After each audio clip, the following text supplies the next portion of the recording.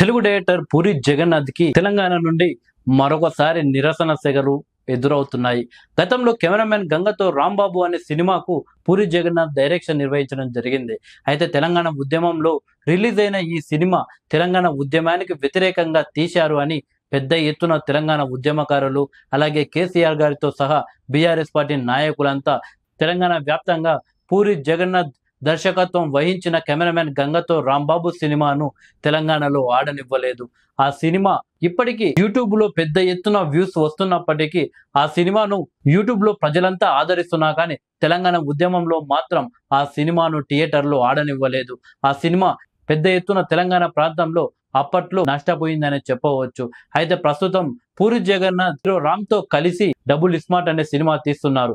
ఆ సినిమాకు సంబంధించిన ఒక సాంగ్ సోషల్ మీడియాలో చక్కర్లు కొడుతుంది. అయితే ఆ సాంగ్ లో కేసీఆర్ గారికి సంబంధించిన వాయిస్, అంటే కేసీఆర్ గారు కొన్ని ప్రెస్ మీట్ లో కొన్ని వర్డ్స్ వాడుతుంటారు. ఆ వర్డ్స్ ను తీసుకొని చాలా వరకు మనం యూట్యూబ్స్ లో కావచ్చు, సోషల్ మీడియాలో మనం చూస్తూ వచ్చాము. కేసీఆర్ గారి డైలాగ్స్ తో డీజే సాంగ్స్ కూడా సోషల్ మీడియాలో వైరల్ అవుతున్నాయి. అయితే ఇప్పుడు ఏకంగా సినిమాలోనే కేసీఆర్ గారి వాయిస్ ని పెట్టడం జరిగింది. కేసీఆర్ గారికి సంబంధించిన ఆ డైలాగ్ పూరి జగన్నాథ్ ఆయన తీస్తున్న సినిమాలో ఒక సాంగ్ లో పెట్టడం జరిగింది. అయితే దానిపై తెలంగాణ వ్యాప్తంగా బీఆర్ఎస్ పార్టీ నాయకులు, కార్యకర్తలు మండిపడుతున్నారు.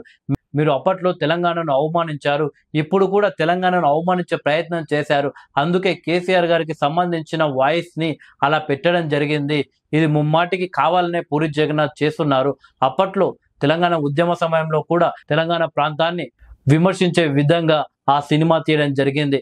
ఇప్పుడు తెలంగాణ అంటేనే మందన్నట్లు తెలంగాణ యాసపై, తెలంగాణ ప్రాంతంపై పూరి జగన్నాథ్ కావాలనే ఇలా చేస్తున్నాడు అని బీఆర్ఎస్ పార్టీకి సంబంధించిన నాయకులు మండిపడుతున్నారు. అయితే క్రింది స్థాయి నాయకులు మాత్రం ఈ విధంగా స్పందిస్తున్నారు, కానీ రాష్ట్ర స్థాయి నాయకులు మాత్రం పెద్దగా స్పందించడం లేదని చెప్పవచ్చు.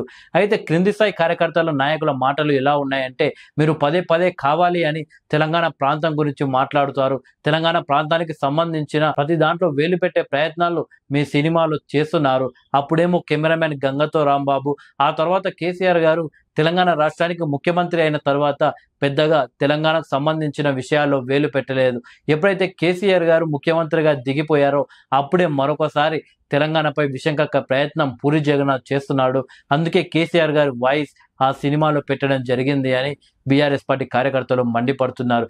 కేసీఆర్ లాగే ఏపీ మాజీ ముఖ్యమంత్రి అయిన వైఎస్ జగన్మోహన్ రెడ్డికి సంబంధించిన ఎన్నో డైలాగ్స్ ట్రోల్ కావడం జరిగింది. అలాగే చంద్రబాబు నాయుడు గారి వాయిస్లు కూడా ట్రోల్ కావడం జరిగింది. కేఏ పాల్కు సంబంధించిన వాయిస్లు కూడా ట్రోల్ కావడం జరిగింది.